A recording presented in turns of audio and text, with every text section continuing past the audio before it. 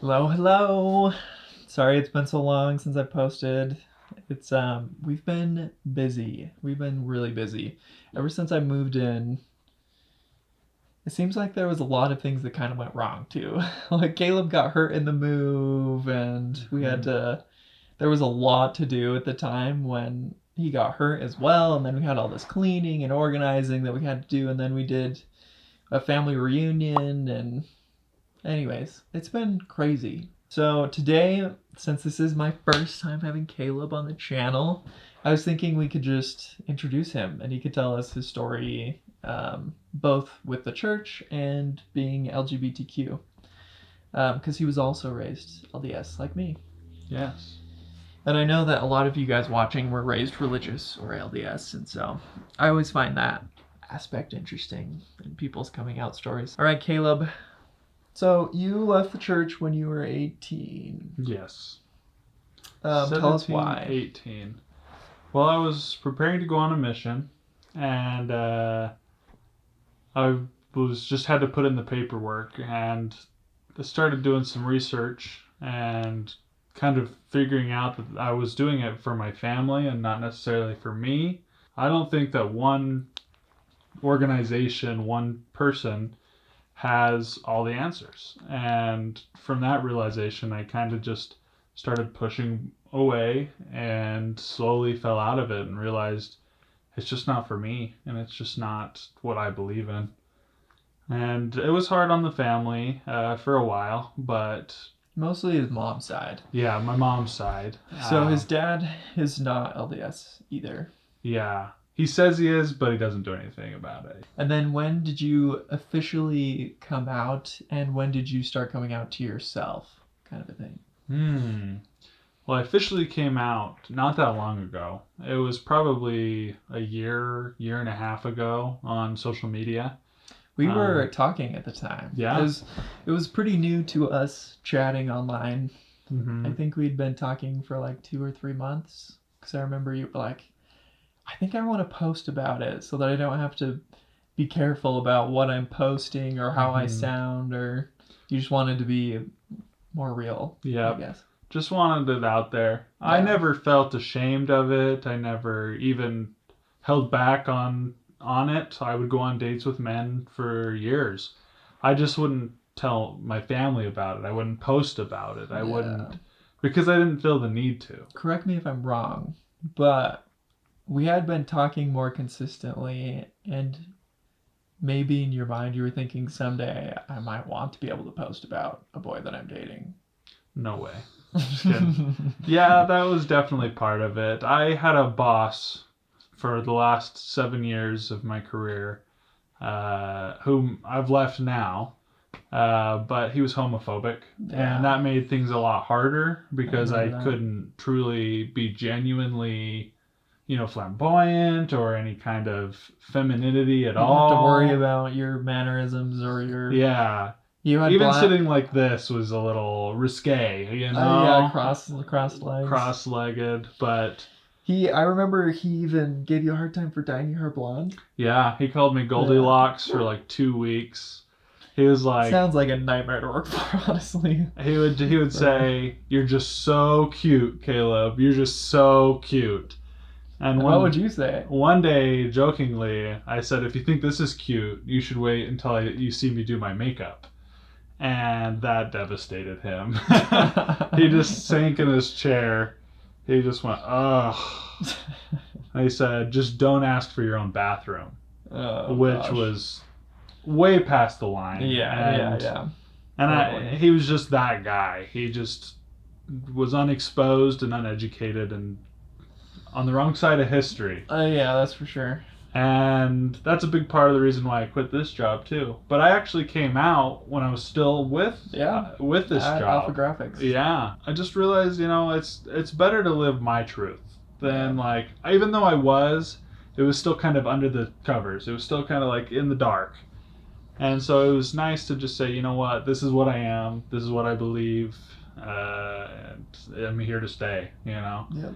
And not a lot changed for me. I got an outpour of love from friends and family. It was an emotional day. It was a lot of fun. No haters that I know of. I don't know. I'm pretty lucky in that way because I don't know of anybody that unfriended me. But then again, I don't check, so I don't know. Yeah. Someone could have, but honestly, I was pretty blessed in the fact of it was pretty easy for me. Yeah. It was like I didn't have a lot of turbulence, a lot of trial. It was a lot of acceptance and love, and people just wanted me to be myself, and it shows vulnerability and just genuinity. Yeah. By just coming out, and so Yeah. I I think was it was lucky great. in that way too. Like, very little negativity. There was some lady that was in my ward growing up, which is like the church congregation in your area, and she was like, just be careful. I have some friends working in the art industry that came out as gay and they ended up in. Now they're dead. She was like, she was saying that they ended up in an institution. And Oh, wow. I was like, okay, I'll be careful, thanks. Yeah, don't want to catch that gay. Yeah, but this lady was already crazy. She always posted the most political things. I ended up unfriending her much later, but anyways, there was just a lot of like people that felt like they were reaching out in love and care, but they were actually just being like weird and I had a uncomfortable. little bit of that. Yeah. The most shade I got was from my grandma on Instagram, where on the coming out post she just said, I wasn't surprised when your mom shared this thought with me. And I was like, thanks, Grandma.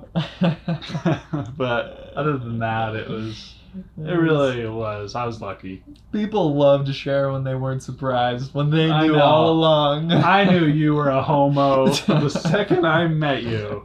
Yeah. And then that's when we started chatting more and more. Yeah, we were talking pretty heavily. Yeah. Even At if it that was point. for 3 months. I mean, Yeah. I just called you every single day, pretty much. Yeah. Tell us more about yourself. Tell us what you do for work right now. So I work for a company called Workday. I'm a support analyst. I work on the benefits side with integrations. I do a lot of coding and development and problem solving. It's been good. It's allowed me to be more authentic with myself and my lifestyle and what I post and not being afraid. It's a very accepting company. Sounds like Which is endorsement, but yeah. but yeah, which is a It's completely just different. different from your last job for Yeah. sure. In that way. And Caleb's biggest hobby is probably gaming. Yeah, Not probably. It's definitely gaming. it's got to be gaming. I was definitely not a gamer before we started talking.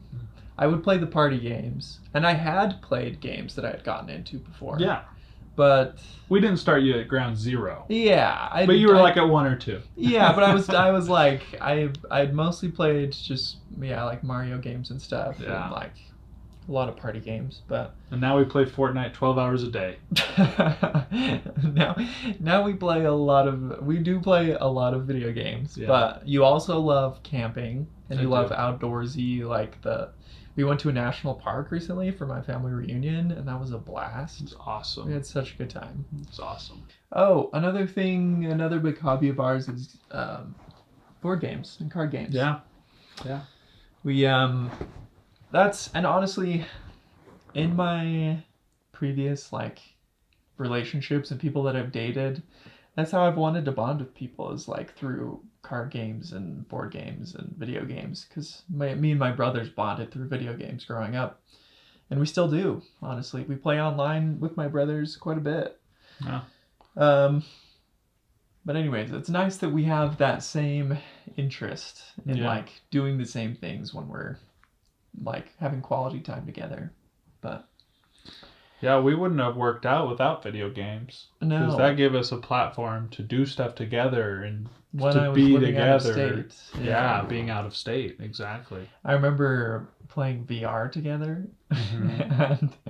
and we had these these VR characters, and we'd go up right to each other's faces, and it was like little me's that you make that Yeah. style you after Little yourself. avatars. Yeah. I remember you coming up to me and you like put your VR hands on my face and you were like, it's like we're together.